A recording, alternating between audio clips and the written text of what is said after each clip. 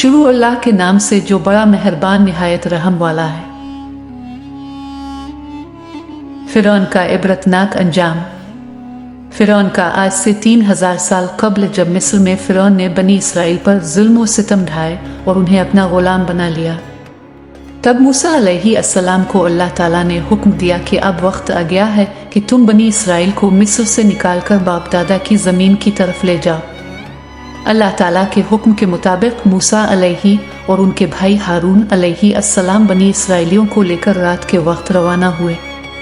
तो फिरौन ने 10 लाख सवारों के साथ उनका ताक़ुब किया और हज़रत मूसा अलैहिस्सलाम के हमराहियों की तादाद तकरीबन 6,20,000 थी। बस हज़रत मूसा अलैहिस्सलाम उनको लेकर पानी के किनारे पहुंचे। जब पलट कर देखा तो फिरौन के घोड़ों का गुबार नजर आया। बनी इसराइल हज़रत मूसा अलैहिस्सलाम से कहने लगे कि ए मूसा, तेरे आने से पहले भी हम मसाइब में मुब्तला रहे और तेरे आ जाने के बाद भी मामला वही, सामने पानी है और पीछे फिरौन है। हज़रत मूसा अलैहिस्सलाम ने उनसे कहा कि मुझे उम्मीद कि खुदा तुम्हारे दुश्मन को हलाक कर देगा और तुमको ज़मीन की हुकूमत अता करेगा। हज़रत उशी बिन नून ने अर्ज़ किया कि अब क्या हुक्म है? तो हज़रत मूसा अलैहिस्सलाम ने फरमाया कि मुझे हुक्म हुआ है कि पानी पर असा मारूं, और खुदा ने दरिया को वही की थी कि वो मूसा अलैहिस्सलाम के असा मारने से इसकी इताअत करे। बस हज़रत मूसा अलैहिस्सलाम ने जब पानी पर अपना असा मारा तो इसमें 12 रास्ते पैदा हो गए, जिसमें बनी इसराइल के हर कबीले के लिए अलग रास्ते थे। बस वो कहने लगे कि अभी रास्तों में कीचड़ है, हम ऐसे रास्ते से नहीं चल सकते। बस खुदा ने बाद सबा को भेजकर रास्ते खुश्क कर दिए।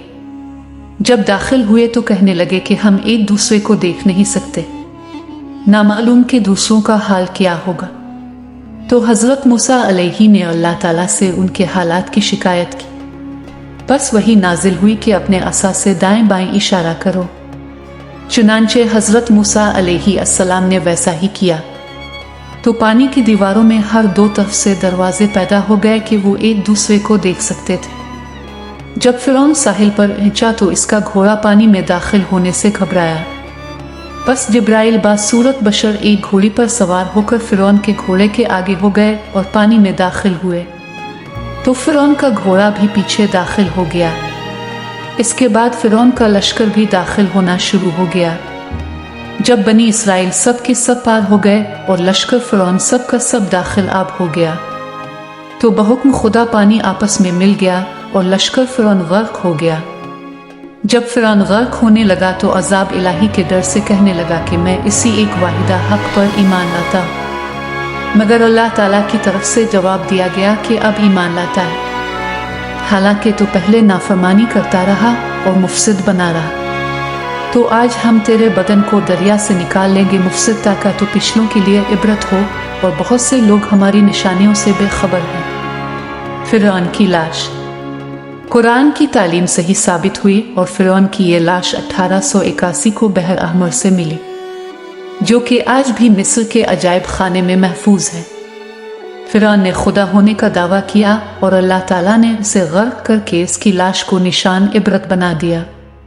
फिरौन की लाश की लंबाई 202 सेंटीमीटर है। फिरौन की लाश 1235 कब्ल मसीह में समंदर में डूबी हुई थी। 3116 साल समंदर में पड़े रहने के बावजूद ये गलने सड़ने से महफूज रही। ये वाकया इस बात का सबूत है कि कुरान मजीद एक इल्हामी किताब है। सुभान अल्लाह। फिरौन का असल नाम क्या था? फिरौन के हकीकी नाम के बारे में कोई मजबूत सनद तो मौजूद नहीं, जिसकी वजह से बाज़ अहले इल्म का मानना यह है कि फिरौन ही इसका हकीकी नाम है, जबकि दीगर अहले इल्म की राय यह है कि इस ज़माना में फिरौन एक लक़ब था जो कौम अमालिका के हर बादशाह को दिया जाता था। इस हिसाब से फिरौन का हकीकी नाम वलीद बिन मुसब्बन रोना था, जबकि बाज़ अहले इल्म की किताबों में फिरौन को काबूस नाम भी दिया गया है। अगर आपको आज की वीडियो पसंद आई है तो आप वीडियो को ज़रूर लाइक करें और अपने दोस्तों के साथ भी शेयर करें। और अगर आपने अभी तक हमारा चैनल सब्सक्राइब नहीं किया है तो सब्सक्राइब ज़रूर करें। मिलते हैं कल एक और दिलचस्प वीडियो के साथ। तब तक के लिए अल्लाह हाफिज।